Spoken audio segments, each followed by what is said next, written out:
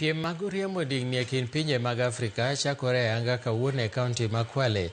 Joriemb ndigni 320 mawuok e pinje 30 dhi donjo e piem ma kamano. Jatend migawo mar tuke Salim Mvurya nyoyawo ayanga piem ma kamano ka mine kod chwo dhi piem e rang'iny mopogore opogore kaka mag rowere kod mago mag jok manigi lony. Kenya bedo weg tukego kuom thuolo mar 2 nimar higa mokalo nobag tukego Nandi, Uasin Gishu kod Elgeyo Marakwet. Will be holding. Right now we've come to the coastal area of Kenya. That's where I'm. Welcome you home if you're from the international community, and that we'll be getting this show on the road. Eritrea. We support the efforts of this ministry in growing, nurturing, and developing sports talent in the country in all disciplines.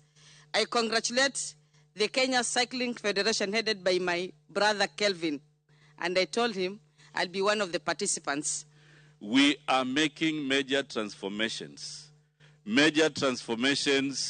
the federations, major transformations in inspiring talents across Kenya. And those who thought cycling was a small matter, the next 4 days will be evident that cycling is not just the bicycle.